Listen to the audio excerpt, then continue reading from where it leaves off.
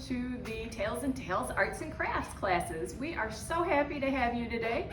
I am Mary Jo Vorkamp from the Jefferson and Franklin branches of the Detroit Public Library, and hello, I'm Miss Janet from the Children's Library and the Hype Teen Center. And we are here today to work with these amazing kits that we got from Project Art. And you can pick up these kits while supplies last at your local library. But these techniques, you can do a lot of dollar stores and stuff sell these crafts too now. So today we are going to work on some watercolors. So you need to pull your watercolor kit, your watercolor paints out of your kit, and you need a cup of water. And it helps to have a paper towel to wipe your brush on. So we're going to talk about some different techniques today. So this is a lovely paper with some techniques on them. So we did this one another time. So this was where we used an oil pastel or a crayon and then painted over it.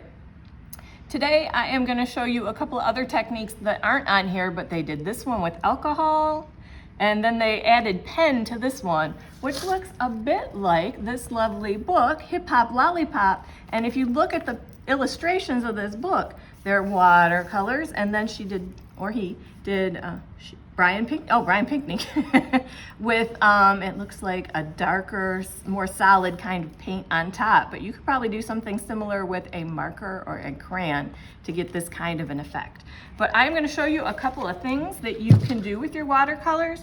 And if you want books like Hip Hop Lollipop or Paint Lab for Kids, you can get them at your local library. If they don't have these particular books, just ask for them. If they're available at another location, they can send for them for you. And also, we have a lot of great e-books on crafts and arts that you can do, that you can download onto your phone or tablet or computer. And those are all at our website, www.detroitpubliclibrary.org. So the technique that we're going to look at today is going to be using a paper bag or some plastic wrap with your paints. So Miss Janet, we need a piece of paper and our paints and our water. And then you are going to paint really, really, really thick on your paper. So whatever color you want, whatever you're in the mood for, and you want lots and lots of paint on here. And don't forget, you can mix your colors. And we are going to try and paint extra quick today. As Miss Katie told us we had to. And you just want to cover your whole paper with as much paint as you can get stuck in there. And it's going to be a bit of work, especially with our little brushes, but we want to get lots and lots and lots of paper on here. And always remember, you want to treat your brush with respect. You want to make sure you rinse it when you're all done. And when you are all done with these great paints, you need to make sure you leave them open and let them dry before you put them away so they don't get all gunky. So I leave my paints open for a day or two, my watercolors, to let them dry back out. I'm in a blue mood today. Oh, look at those beautiful colors Miss Janet is doing. Mixed colors today. What would go good with that? I'm gonna try some yellow on there too and see what kind of interesting combination that'll make. So you can always mix your paint. You can always add the water just to the paint, but you can also put some of the paint and water into the tray or on a plate and use it like a palette so you can custom mix your own colors too. So this technique is a lot of fun. But it's going to take some time, and you're going to have a spot to put your stuff to dry. So you better plan that too. Someplace where the cat won't step on it and your baby brother won't eat it.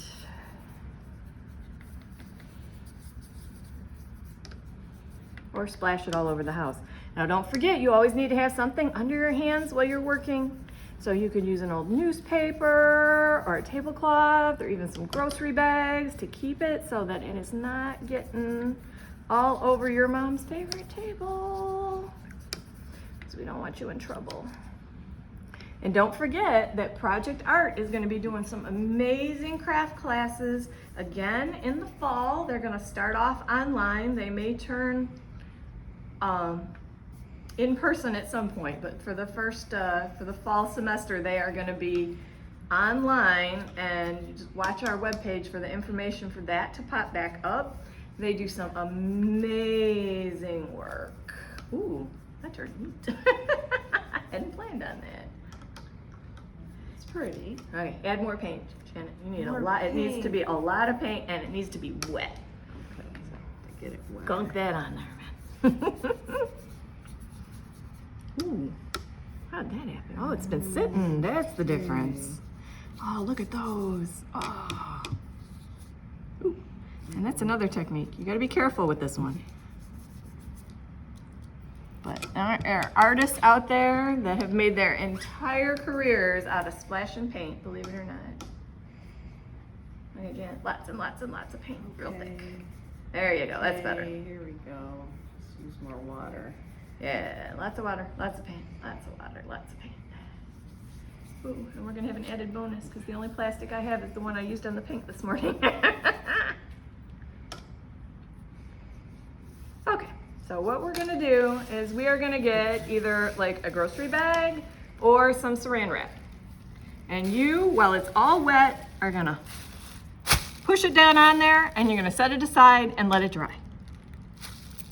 So Miss Janet, set it on there and we'll set it aside. And then I'll show you one I did this morning. And you want it crumbly because you want the texture. We're aiming for texture here. Open it and then it'll crumble. How's that? Is that right? Yep, that's good. Okay. And then you set it aside and let it dry. And then these are some ones I did this morning. I even wrote down which ones they were. This one was with the saran wrap. And then this one was with the grocery bag. And you can see that lovely texture that happened in there. That was a lot of fun. So that could be really neat. And these will be fascinating when they dry, but it'll be a while, so that won't be today. Now this is another one you get it wet, just the way we did, and then I put salt on it, and it's still coming off. But it didn't really show too much on this paper. You can use different kinds of salt, different kinds of paper, and different amounts of ink and try, but I'm afraid this did not work the way I wanted to. There's just a little bit in here where you can see the different dots, but yeah, I do not consider this a success, but we'll try again with some different stuff another day. Thank you guys so much for joining us. This was a quick and dirty technique, and we had a good time. Keep reading, and we'll see you next time.